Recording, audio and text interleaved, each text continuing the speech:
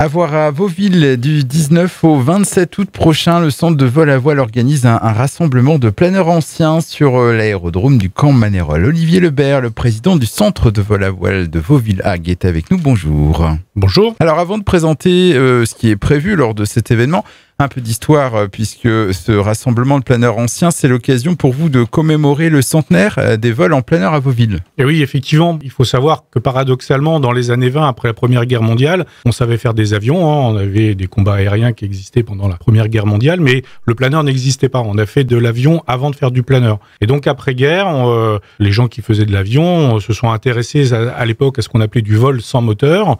Et on a, au début des années 20, commencé à créer, concevoir des planeurs.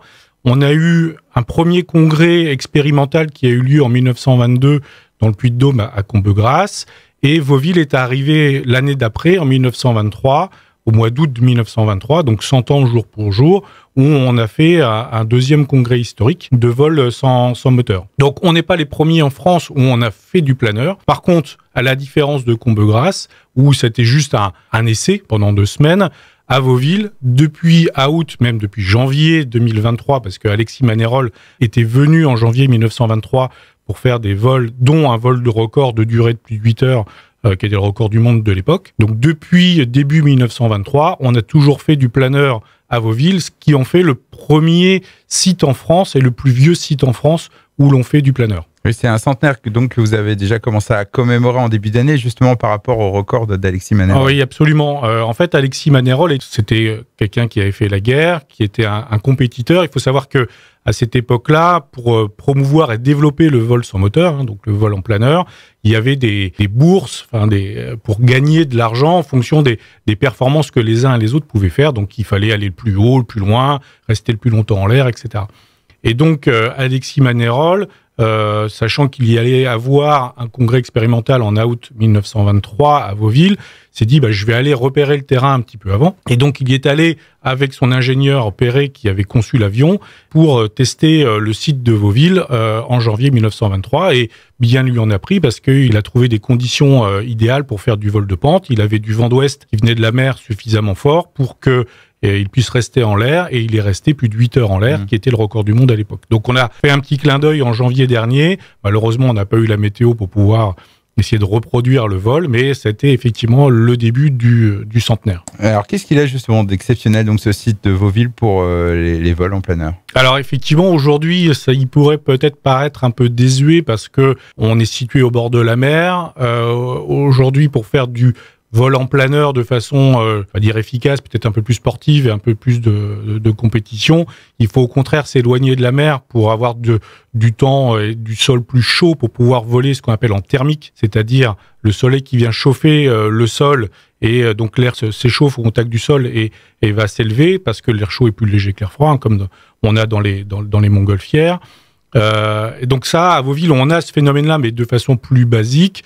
Vauville, c'est historiquement un aérodrome où on fait du vol de pente, parce que dans les années 20, justement, on ne connaissait pas ce système de vol thermique avec le soleil. On avait juste vu des oiseaux qui se baladaient le long des digues sans battre des ailes.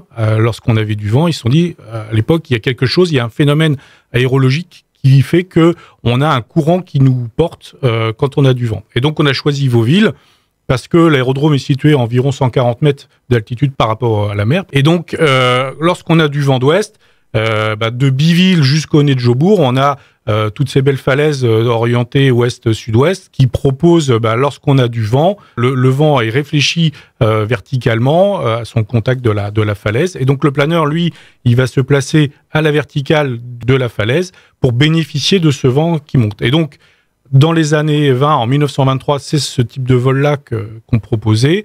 Et en 2023, on fait toujours, alors avec des planeurs un peu plus évolués évidemment, mais on fait exactement le même type de vol qu'on faisait il y a 100 ans, au même endroit, parce que là où Alexis Manerolles a décollé et où on a fait le congrès historique en août 1923, on est sur le même lieu que l'aérodrome aujourd'hui où on vole. On va parler donc de cet événement qui aura lieu à partir du 19 août, donc un rassemblement de planeurs anciens qui va se dérouler sur toute une semaine. Qu'est-ce que les visiteurs pourront y voir? Eh bien, en fait, les visiteurs pourront venir voir des vieux planeurs. On a une dizaine de planeurs anciens qui doivent venir, donc dès samedi prochain après-midi jusqu'au dimanche suivant.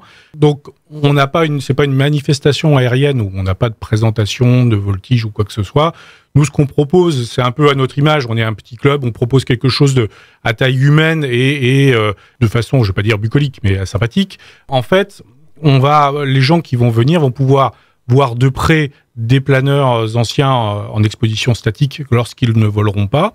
Et lorsqu'ils vont voler, ils pourront assister à leur décollage et à leur atterrissage tout au long de la journée. Des vols en fonction de la météo, bien entendu. Voilà, évidemment. Donc, si on n'a pas les conditions pour voler, ils pourront les voir au sol de près. Et puis, si on a, ce que j'espère, des conditions favorables pour voler, ils pourront les voir décoller et atterrir. Une dizaine de planeurs qui viennent de toute la France, hein. Oui, c'est ça. En fait, on a, nous, nos vieux planeurs qu'on exposera, parce qu'on en a quand même aussi 2 vieux planeurs qui datent des années 60, 70. On va avoir des planeurs encore plus anciens, juste après-guerre, des années 50. En fait, on va avoir 2 types d'origine de ces planeurs. On a à Angers un musée régional aéronautique qui s'appelle l'Espace Air Passion Angers. Et en fait, ces gens-là ont une excellente collection de vieux planeurs. Et on les a contactés pour qu'ils puissent venir et ils ont répondu favorablement et assez rapidement parce qu'ils étaient vraiment très intéressés pour venir. Donc ils vont venir avec plusieurs machines assez exceptionnelles, même pour un néophyte.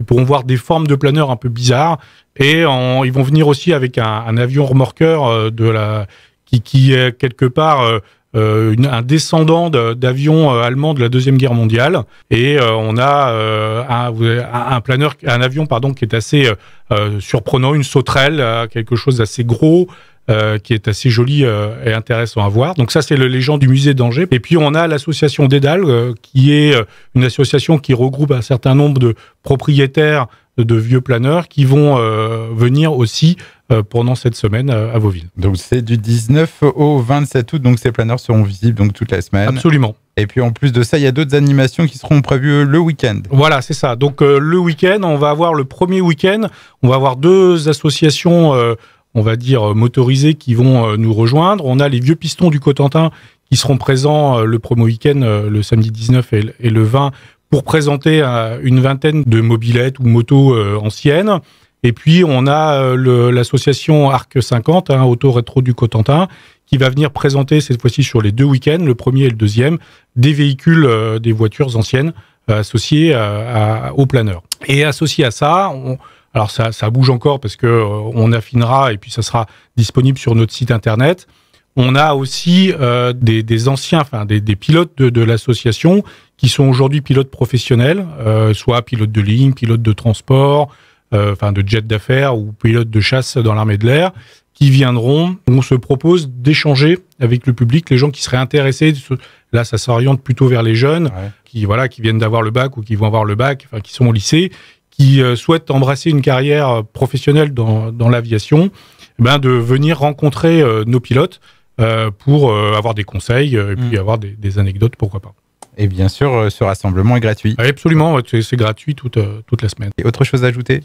Non, on croise les doigts pour avoir une météo sympathique pour pouvoir voir voler ces planeurs parce que l'objectif c'est de les faire voler. Mais en tout cas, même si y a des jours où le plafond est trop bas ou la météo sera pas bonne, on sera toujours présent pour accueillir les gens pour qu'ils puissent admirer et discuter avec ces pilotes de planeurs anciens, échanger avec eux.